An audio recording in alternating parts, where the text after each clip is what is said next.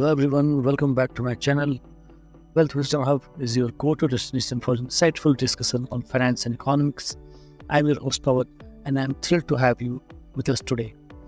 Today's video is particularly special as we delve into a crucial topic in the world of finance, that is systematically important banks, commonly known as SIBs. So let's get started. So first we'll see the news. The news is Sbi Icici Bank and the HDFC Bank remained too big to fail banks in 2023. Top three Indian lenders, State Bank of India, ICICI Bank, and HDFC Bank remained domestic systematically important banks, that is called SIBs, for the banking regulator, as the Reserve Bank of India listed out lenders that were too big to fail in 2023. So first, we'll see what is a systematically important banks. A systematically important bank is a bank whose failure might trigger a financial crisis. They are colloquially referred to as too big to fail, so we cannot allow them to fail. They are divided into two types, that is domestic SIBs and global SIBs. In simple terms, SIBs are those interconnected entities whose failures can impact the whole of the financial system and create instability. So, systematically important banks attract closer supervision and regulation from the country's central bank, as these entities are considered to be too big to fail banking companies. So if we look at it the positive side, it means these banks are important for the economy, important for the whole financial system. And if we see in a negative perspective, it will be like these will carry additional capital requirements. This will carry additional supervision by the regulator. So people can describe based on their own perceptions. Now, let's see the history of systematically important banks. So central banks worldwide began to look at too big to fail banking institutions closely after the 2008 global financial crisis. Some of the largest banks failed in 2008 financial crisis included Lehman Brothers and Bear Stearns. JP Morgan Chase, Goldman Sachs, Morgan Stanley, and Bank of America were all bailed out by the federal government, and they were saved narrowly. So this meltdown was the reason for the 2008 global financial crisis.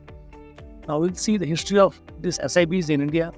So RBI first issued the framework for dealing with SIBs in July 22, 2014. So this framework requires the central banks to disclose the name of the banks designated as DSIB starting from 2015 and place these banks in the appropriate buckets depending upon their systematic importance. We'll discuss about this bucket slide. Next slide. So the RBI announced SBI and ICICI Bank as domestic systematically important banks in 2015 and 16. HDFC joined them in 2017 when it was also classified as a DSIB along with SBI and ICICI Bank. So how systematically important banks are identified? So normally, if we can say as a thumb rule, banks whose assets exceeded 2% of the national GDP are considered systematically important due to being invested in the economic system. They are so entrenched, they are so interconnected with all the system that we cannot allow them to fail. So there are other criteria also we'll discuss further, but in a layman's language, this is the basic criteria. The banks are then further classified on the level of their importance across the 5 buckets. So there are 5 buckets you can see. The ICICI Bank is in the first bucket, and accordingly they have to maintain additional common equity tier 1 requirement. So as they move up in the bucket 2, 3, 4, this requirement continues to go up. So State Bank of India is in the highest bucket for now, in bucket 4. And there is no bank in bucket 5. So what is the latest development now? Why this is in news? While ICICI Bank continues to be in the same bucketing structure as the last year, SBI and HDFC moved to a higher buckets. For SBI and HDFC Bank, the higher DSIB buffer requirements on account of classification change will be effective from April 1, 2025.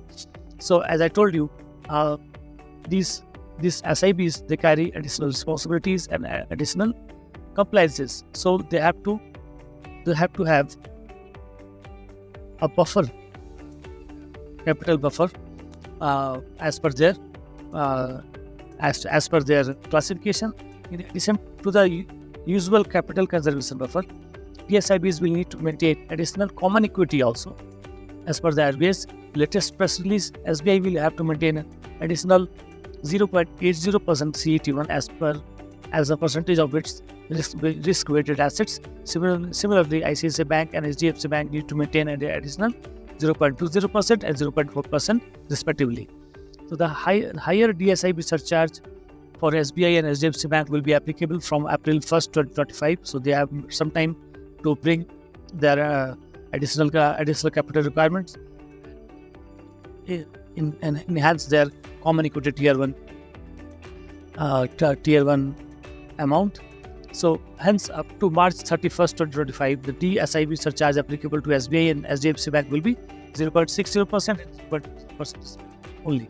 So there will be no change up March 2025.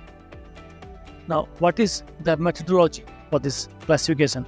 So in a separate press release later, the RBI said it has reviewed the methodology while assessing systematically important banks. As per this, the definition of payments times revised from payment made in rupee using RTGS and NEFT systems to the total value of digital payments and the total volume of digital payments made in rupee.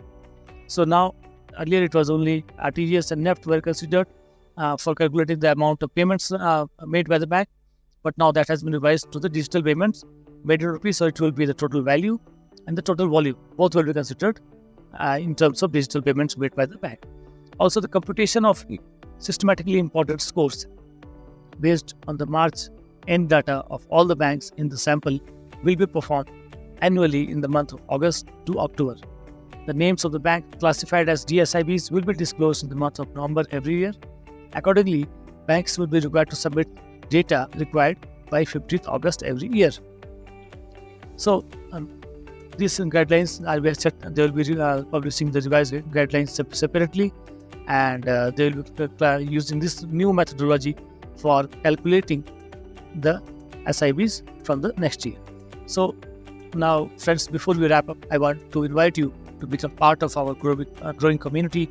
If you enjoyed today's content, and I would like to stay informed about the future discussions on finance and economics, please take a moment to hit the subscribe button below.